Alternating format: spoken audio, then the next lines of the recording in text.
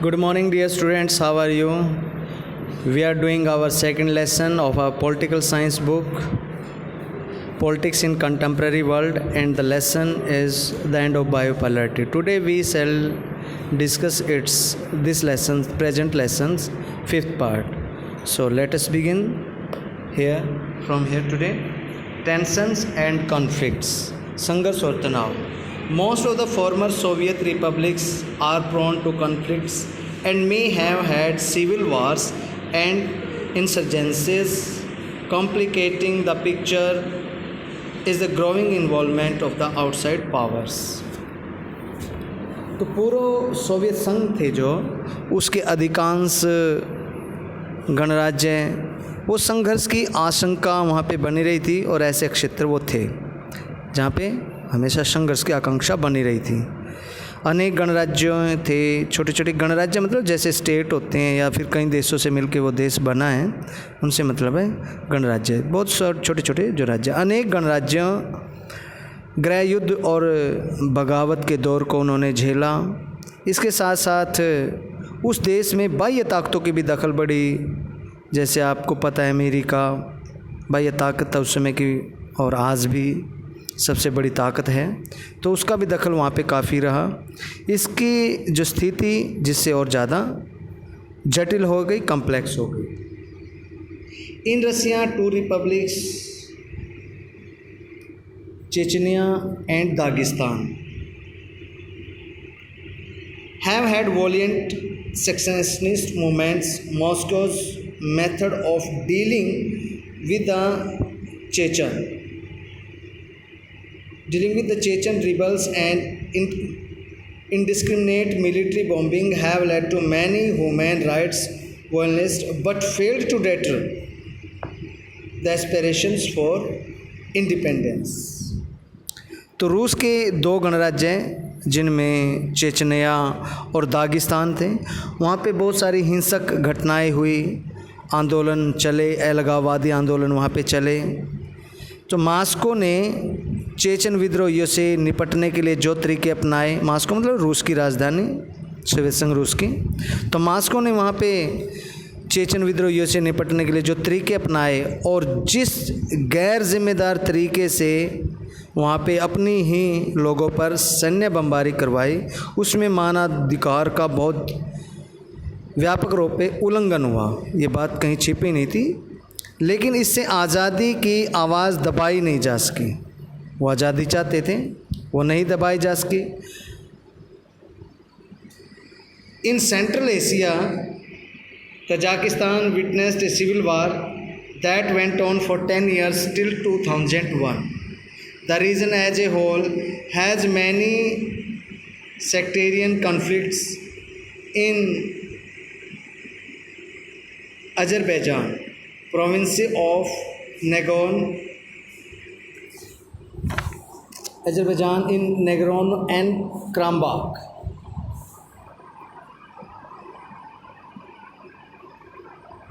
some local Armenians want to escape and join Armenia. In Georgia, the demand for independence has come from two provinces, resulting in civil war. There are movements against the exiting regime in Ukraine, Kyrgyzstan, and Georgia. Countries and provinces are fighting over river waters. तो central Asia में, मध्य Asia में Tajikistan 10 वर्षों यानी कि 2001 तक गृह युद्ध की चपेट में पड़ा रहा. इस पूरे क्षेत्र में कई सांप्रदायिक संघर्ष चल रहे हैं. अजरबैजान का एक प्रांत है नगोर्नो करबाख, यहाँ के कुछ स्थानीय अर्मेनियाई अलग होकर अर्मेनिया से मिलना चाहते हैं. जॉर्जिया में 2 प्रांत स्वतंत्रता चाहते हैं और गृह युद्ध लड़ रहे हैं. यूक्रेन और किर्गिस्तान तथा जॉर्जिया में भी मौजूद शासन को उखाड़ फेंकने के आंदोलन चल रहे हैं और कई देश और प्रांत तो नदी जल के सवाल पर भी आपस में भिड़े हुए हैं। All this has led to instability, making life difficult for the ordinary citizen. इन सारी बातों की वजह से वहाँ पे अस्थिरता का माहौल फैल गया है और आम नागरिक का जनजीवन दुर्भर है।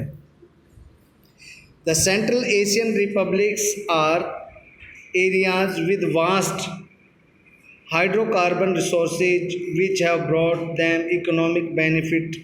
Central Asia has also become a zone for competition between outside powers and oil companies. The region is next to Russia, China, Afghanistan, and Pakistan, and close to West Asia.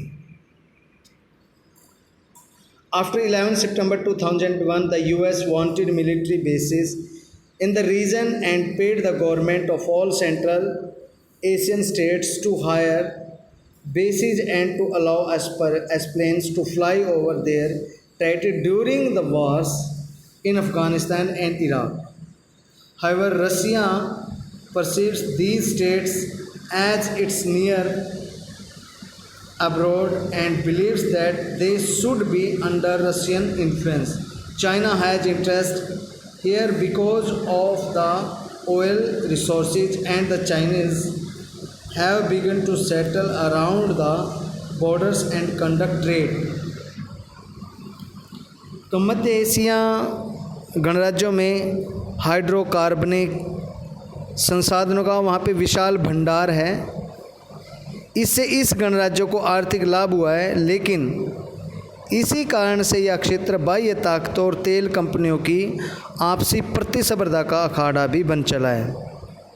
यहाँ क्षेत्र रूस, चीन और अफ़गानिस्तान से सटा है और पश्चिम एशिया से नज़दीक है। 11 सितंबर 2001 की घटना के बाद अमेरिका इस क्षेत्र में सैनिक ठिकाना बनाना चाहता था। उसने किराए पर ठिकाने भी हासिल कर लिए।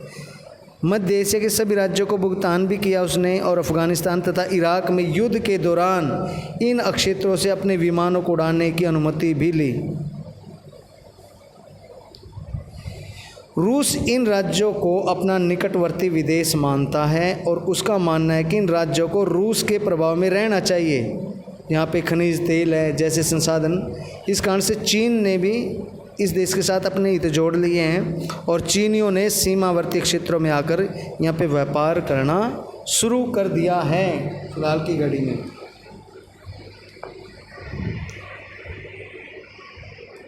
In eastern Europe, Czechoslovakia split peacefully into two with the Czech and Slovakia from independent countries, but the most severe conflict took place in the Balkan republics of Yugoslavia. After 1991, it broke apart with several provinces like Croatia,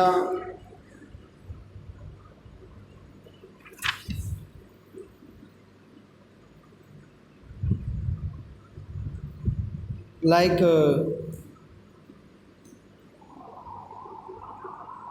Slovenia and Bosnia, Croatia, Slovenia, Herzegovina, Bosnia, Yugoslavia, तो बहुत सारे ऐसे countries हैं declaring independence जिन्होंने इसमें अपनी independence को घोषित कर दिया। Ethnic Serbs oppose this and a massacre of non-Serb Bosnians followed. The NATO intervention and the bombing of Yugoslavia followed their inter-ethnic civil war. In Eastern Europe, पूर्व Europe में Czechoslovakia शांतिपूर्ण ढंग से दो भागों में बट गया, split peacefully into with the chase and the Soviet forming independent countries, और अपने आप को उसने इंडिपेंडेंट कंट्रीज़ बना लिया। लेकिन सबसे गहन संघर्ष है जो वहाँ पे बाल्कन क्षेत्र के गणराज्य है, वहाँ पे यूगोस्लाविया में हुआ सबसे गहन संघर्ष अभी भी वहाँ पे चल रहा है।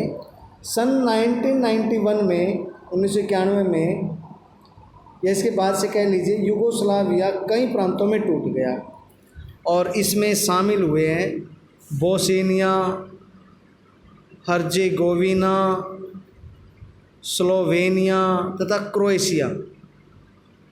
इन्होंने अपने आप को यहाँ पे स्वतंत्र घोषित कर लिया। नाटो को यहाँ पे फिर हस्तक्षेप करना पड़ा, यूगोस्लाविया पर बमबारी हुई और जातीय संघर्ष ने गृह युद्ध का रूप वहाँ पे धारण कर लिया। नेक्स्ट है India and post communist countries, पूर्व साम्यवादी देश और भारत। तो I hope you have understood it. Today we have done up. Let us move ahead tomorrow with the last video of the present lesson, and then we will have completed 2 chapters of the present book, The Politics in Independent and Contemporary World. So that's enough for today, my dear students. May Goddess Saraswati bless you with greatness of knowledge.